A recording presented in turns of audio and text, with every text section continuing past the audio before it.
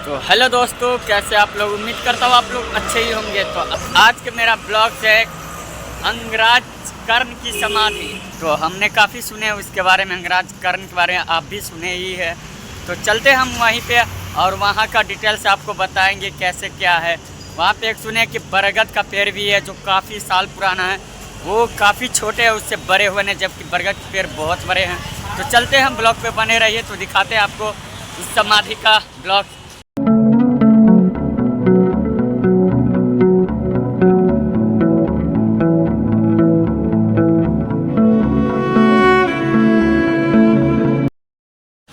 तो फाइनली हमने पहुंच गए वही अंगराज कर्ण की समाधि के पास। अब चलते हैं यहाँ पे देखते हैं। और इसी बाजू में है गौशाला, देख सकते हो। अब यहाँ से हमको चलना है, समाधि देखना है वहाँ पे क्या है नहीं। तो चलिए आपको दिखाते बैक कैमरा करके एक बार। तो ये है गौशाला, यही अंगराज कर्ण की समाधि के पास ये गौशाला बनाया गया है। और यहाँ से है चार धाम मंदिर। तो चलिए हम अंदर चलते हैं।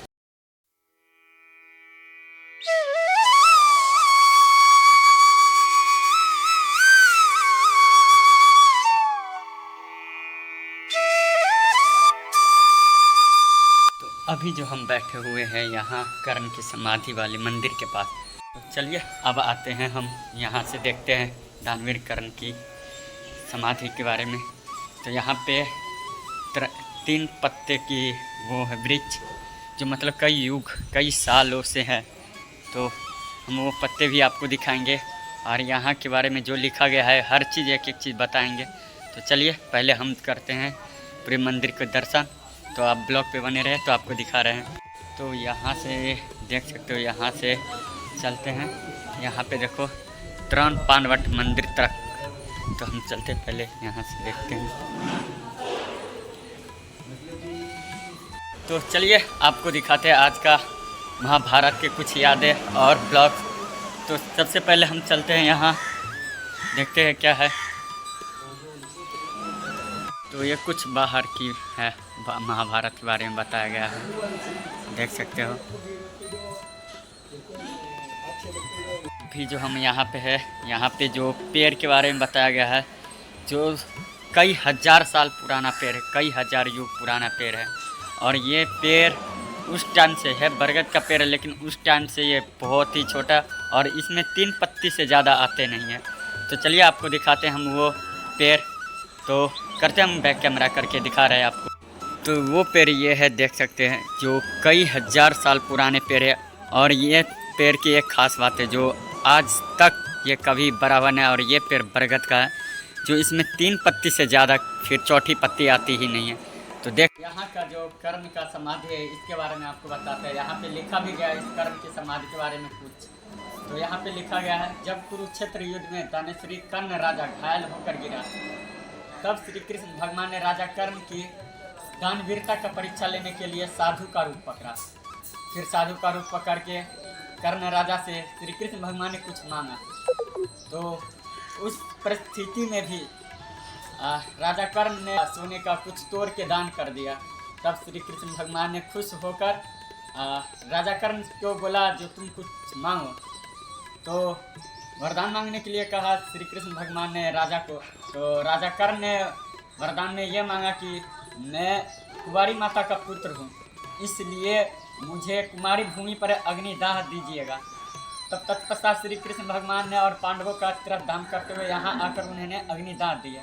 इस पर पांडवों ने जब कुमारी भूमि शंका जताया तो श्री कृष्ण भगवान ने राजा कर्ण को प्रकट करके आकाशवाणी से कहलाया कि अश्विन कुमार और कुमार मेरे भाई है और ताप्ती मेरी बहन है, मुझे कुमारी भूमि पर अग्निदाह दिया गया है। तो इसी पश्चात यहाँ पे एक नदी भी है, ताप्ती नदी के है जो पीछे है।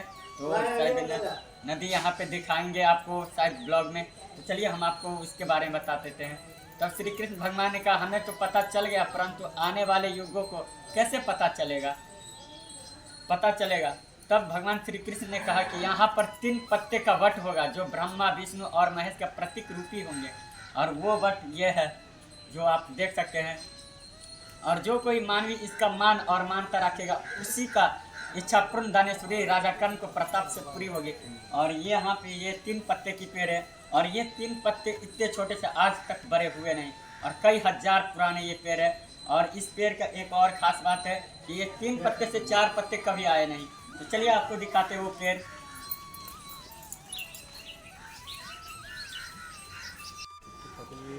तो वो ये 3 पेड़ है। अब यहाँ से हम चलते हैं, अब हम यहाँ से चलते हैं कर्ण राजा के पास, जो देखते हैं वहाँ का जो वो उसका अग्निदाह किया गया था। तो चलते हैं हम,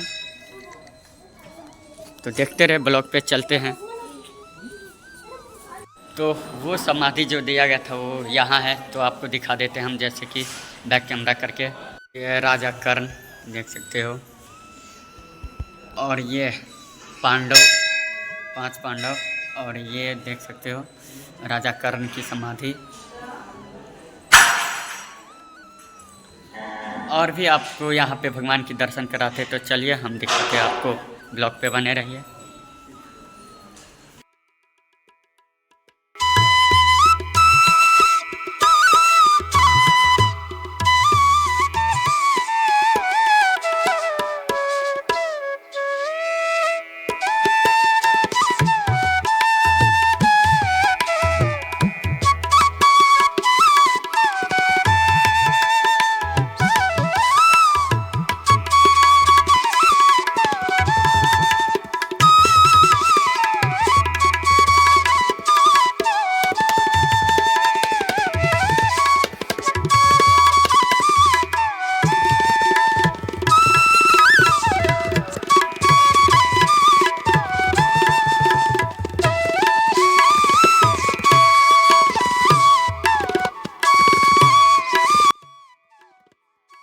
तो फाइनली हमने पूरा घूम लिए हैं अब, और आपको यहाँ के बारे में भी बता दिए हैं जो किस तरह से कुरुक्षेत्र के युद्ध में हुआ था, कर्ण की समाधि के बारे में। तो चलिए अब हम चलते हैं बाहर।